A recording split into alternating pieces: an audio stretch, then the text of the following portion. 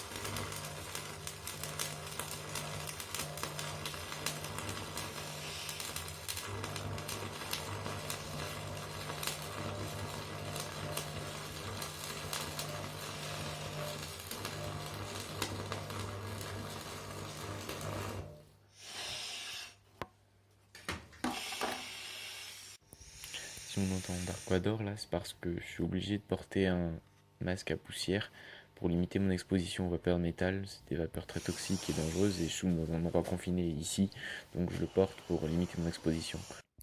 Vous allez sûrement vous dire à quoi servent les 4 pièces qui sont dans les angles. Elles servent surtout à accueillir les roulettes. Parce que c'est vrai que soudé en tube 40, ça serait largement assez solide si on les mettait pas. Les roulettes reposeront dessus et ça ira bien. À la base, on va maintenant faire le plateau supérieur avec ses dimensions-ci.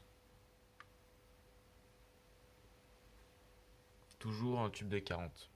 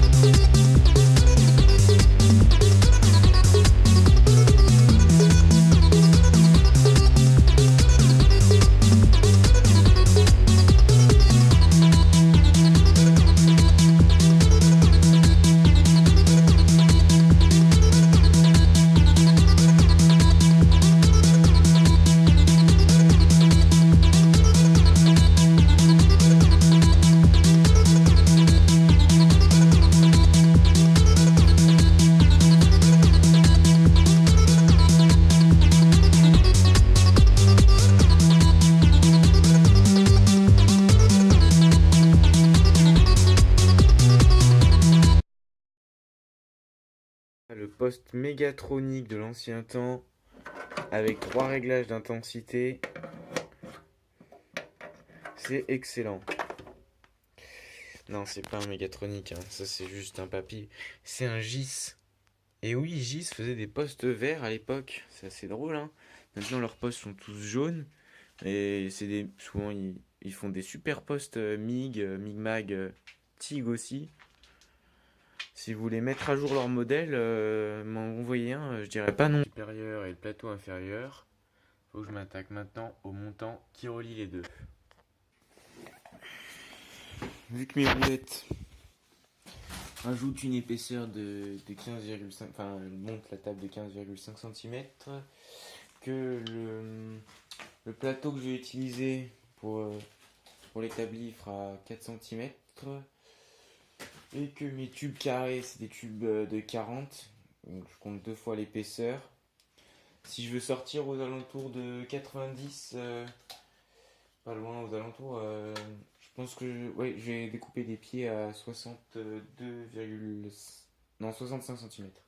Je vais couper mes pieds à 65 et la hauteur totale devrait faire 92,5 cm. Pour souder, il faut évidemment toujours ébarder, c'est-à-dire on, on vient enlever toute la peinture et en fait il faut que le métal soit vif pour avoir une soudure assez potable. Enfin en tout cas avec l'arc c'est ce qu'il faut faire.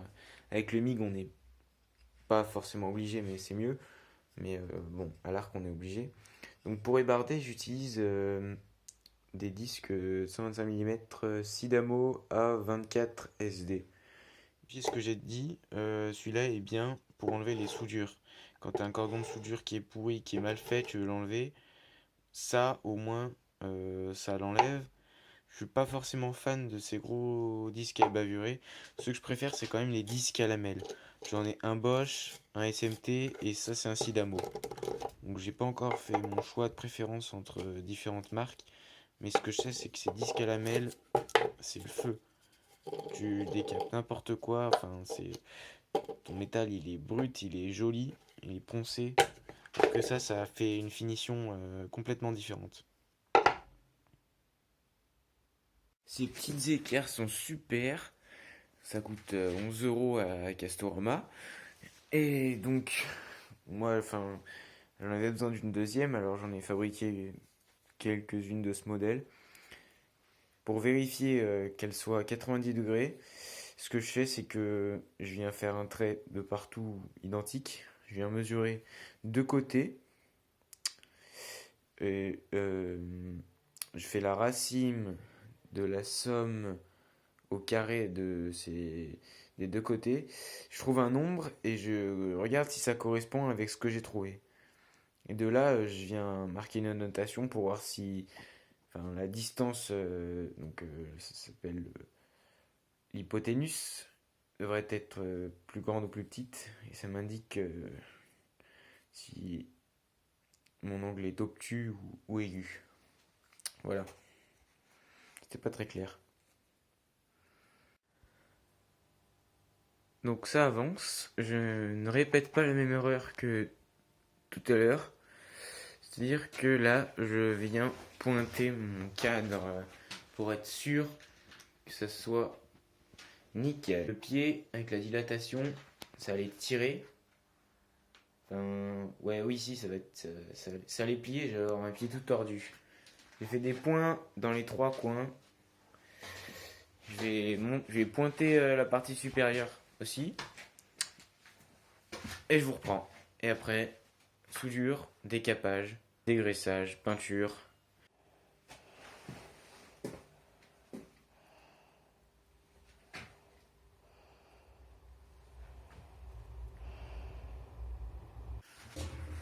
Mes soudures intérieures sont bien sûr nickel. Par contre, à l'extérieur, ben c'est naze. C'est chiant, ça trompe. Faut reboucher. Oh, je déteste souder autrement qu'à l'horizontale. Enfin, là, enfin, si je devais, j'aimerais bien bouger ma pièce et la mettre dans autrement pour pouvoir mieux souder, mais je veux pas. Regardez là, par exemple. Là, je vais vraiment me faire chier.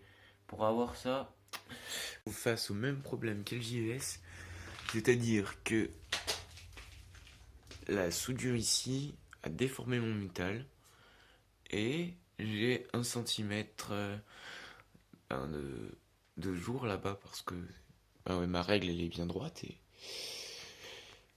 bien appliquée sur le métal. Et puis là, il y a presque un petit centimètre.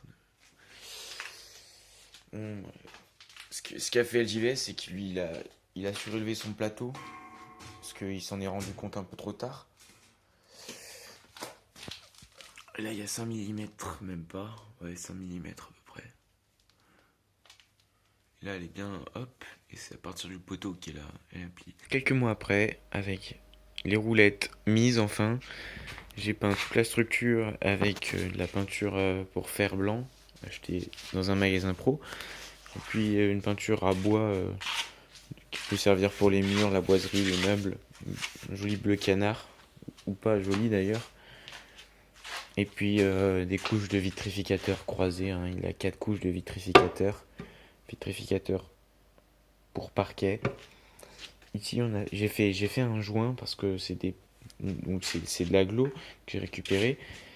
J'ai fait un joint, on ne voit presque pas. Ouais, parce que c'est 2 planches collées. J'avais pas une planche si grande de 2 mètres. Et puis, si on le voit bien ici. Ouais. Et puis j'ai refait toute la bordure avec du contreplaqué de boulot. Donc c'est des lattes de sommier que j'ai recoupées aux bonnes dimensions, collées, vissées, les trous rebouchés avec de la pâte à bois. Donc oui, avant de passer à la peinture, j'avais bien sûr fait tous les traits de la table MFT.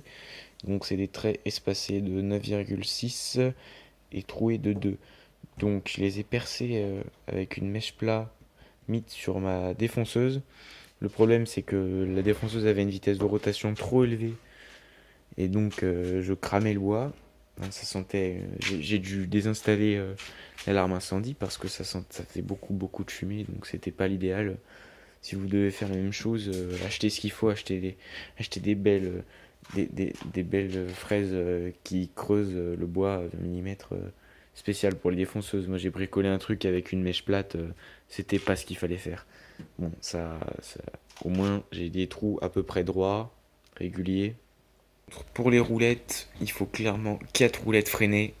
Faut pas tirer sur la cam. C'est des roulettes de récupération, j'en ai que 2 qui sont freinées. Et ben, c'est pas l'idéal. Quand on freine les deux, ça bouge en fait. Donc, il faut vraiment 4 roulettes freinées.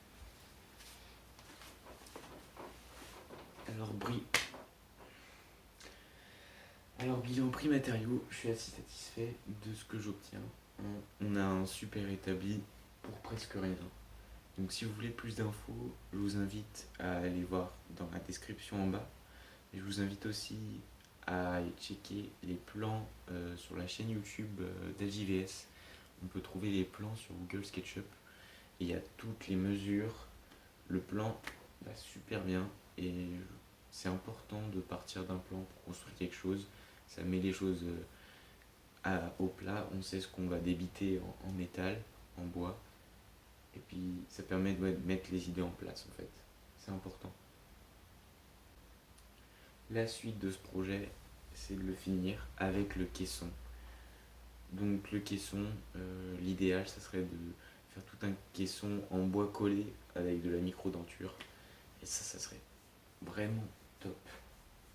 Bon, à plus.